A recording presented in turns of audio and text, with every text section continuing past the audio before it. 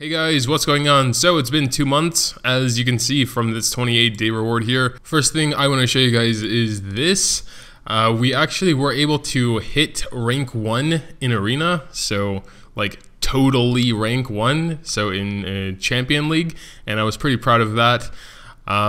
Yeah, there we are. Basically, I just did it for the achievement, as we can see here. So I guess it is good to know that you don't actually need to have the day reset as being champion. You just need to touch it once, and then you'll get the achievement. So I thought that was pretty cool. I did need to use like, I think 500 rubies in refreshing tickets to get there. But like, then I got 2,000 back, so. And also when I first saw that achievement, I kind of got a little bit depressed because I was like, I'm never going to be able to get that achievement, but hey man, we just got it, so that's awesome. This is actually a few weeks ago, but my arena team is pretty much the same still. But nowadays I'm not even really trying for top 10 anymore. It's too stressful and it requires too many battles, and yeah, so I'm just gonna be happy with top 50. The rewards aren't so different anyway. I don't know, I'll keep doing my arena battles naturally, and if I can get close to top 10 or so, then maybe I'll try for it. So yeah, I know that doesn't really have anything to do with progress, but I just kind of wanted to show that off a little bit because I was very proud of that moment. So but anyway, here are my units. A lot hasn't changed since last month when I did the last progress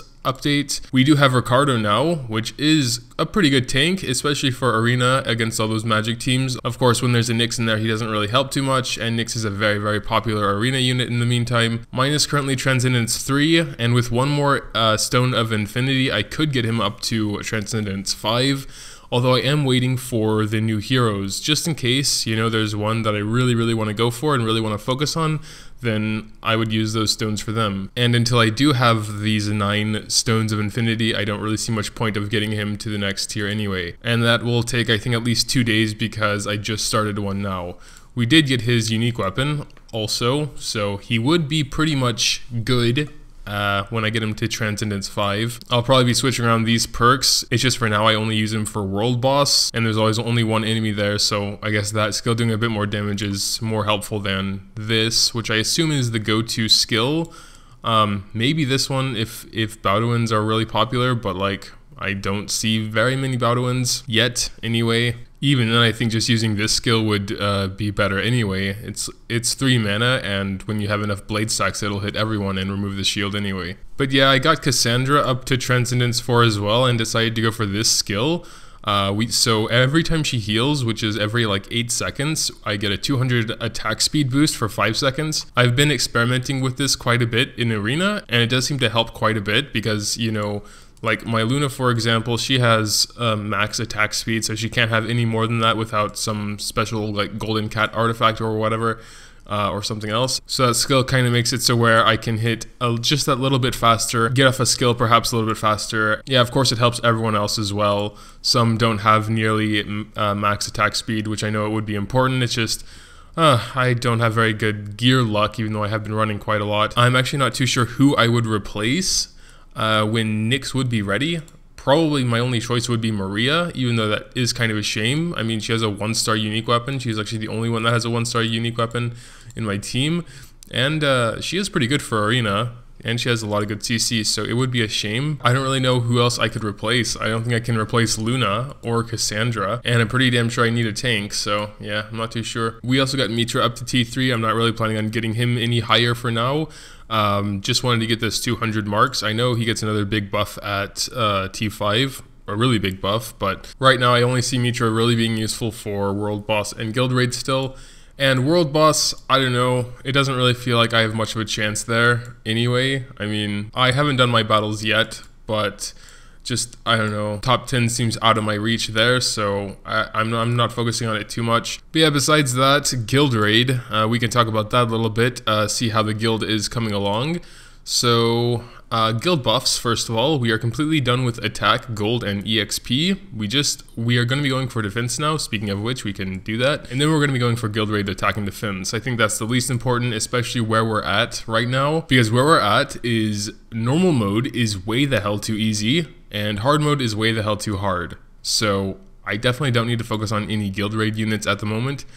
What I've kind of asked the guild to do is just to go in with like 1 hero, because so we can continue using our tickets for the rest of the week, while not killing the last one. And since we're on the last boss now, yeah, we definitely shouldn't use more than one hero, except for like the last day. On the last day, then yeah, we're free to kill it, but like, just leave it alone, man. But yeah, I'm not too sure how to bridge that gap from normal to hard. I mean, it took us the entire week just to kill the first boss on hard.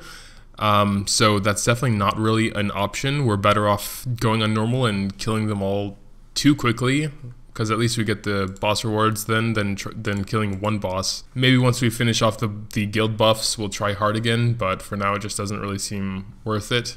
I'm always buying the fragments.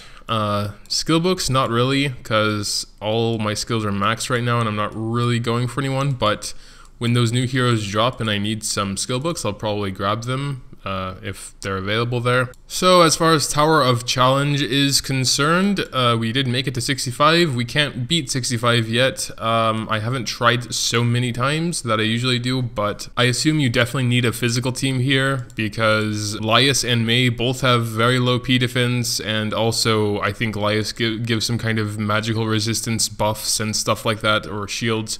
And also Ricardo does as well. So magic definitely won't work here in my opinion. So once I get Nyx to T5 and Mitra, I'm gonna try him at T3. Maybe he needs to go up a little bit higher. I'll try Claws, I guess, and we'll see. So the slime boss was definitely very hard. It was interesting though. If anyone wants to see how I did that or a guide on that or whatever, just leave that down in the comments below and I'll definitely consider it. Also, a little tip for the Tower of Challenge is to climb it naturally over the course of about a week. I actually just finished it. So save your cubes. So these things here, I have 12 of them. You should save them for whenever you're loot boosting, because you get double the fragments here. I actually have full cubes because I haven't used them today yet, so we're gonna go ahead and do that real quick on Pavel here. I remember this dude was so damn hard and now he's just like dead in like 5 seconds. So you really have two options for loot boosting. You could either use them like, I don't know, 2 or 3 cubes every time you loot boost, with the extra time you have after running like 15 upper dungeons. But what I'm planning on doing is just using a loot booster whenever and doing all 12 cubes at the same time, so I could just grab an artifact. But I'm going to do that after the update drops because we get 3 new artifacts and I'm not too sure if they're going to be ones you get randomly like out of the Tower of Challenge or ones you can like get from the Gold Place shop. But yeah, that's where I'm at Tower of Challenge. Tower of Ordeals, we're actually able to consistently clear floor 25 now. I actually only recently realized that these dudes change every week. I may have said that already, but I did recently realize that. I'm not too sure how much of a cycle there is, or if it's like totally different every week, or if it's like random. I'm not sure. I kind of doubt it's random because usually there's a tank and a DPS there. Maybe it's a random tank and a random DPS. Well, I guess Priscilla's not really a tank, but I guess she's like a warrior. Maybe it's a random tank and warrior and a random other. Not too sure how that works, but I guess it doesn't really matter. Just some level 25s are a lot harder than others. I just found that if you have enough CC, you can just keep them chain CC'd. And of course, it takes quite a few tries every week, but regardless, I'm just happy I can do it. As far as story mode goes, we actually did complete Hell mode on chapter 7. The most trouble I ever had with anything was this 7-10 stage. It was insanely difficult and I had to switch around a lot of gear, a lot of perks. Like I actually had to make an entire new set for my tank just so it could survive here. I had to switch around a lot of perks on my DPS and my sub DPS, and I even had to switch around my team. I think I had to bring Mitra for this one just because he has so much defense and so much HP. I might make a video on that as well. Because I do think this is the hardest stage in the game. You would think that 7-12 is harder, but just looking at their stats, it's not. Yes, and we have a new event here as well, the chest thing. It's not so impressive, but you know, it's always free stuff, and you pretty much don't have to do anything for it because like after the first couple days, you have enough tickets just to do it as soon as day resets if you want to. So let's see what we get out of there. We're gonna do claim all and see. Okay, that's pretty typical. Gold booster's pretty nice. Fragments of Infinity are always cool. Let's see what we got out of this special summon here. Gonna go for archers. I have Nyx's unique weapon, and I would rather 1-star Luna's eventually, maybe. I'm not too sure. Okay, that's not a unique weapon at all, is it? But yeah, current plans now as far as units are concerned. I'm gonna see if there are any of the 3 new heroes that are interesting to me before I decide to transcend Nyx, although I'll probably transcend Nyx to T5 anyway, because I do have his unique weapon, whereas I probably won't have the unique weapons of any of the 3 heroes, the 3 new ones. I'm probably going to use the 10+1 summon tickets I have on the new heroes before I pick one to see if I get any of their unique weapons and see if that'll sway me one way or the other to one of the new ones. But ultimately, I think I have enough heroes to raise at the moment, so I'm not too sure if I'm going to go for any new ones at the moment. But we'll have to see. Guess there's like one last thing, and that's the Ancient Royal Vault. We got stuck on floor 44. I have no idea how to deal with this guy. He just has way too much HP.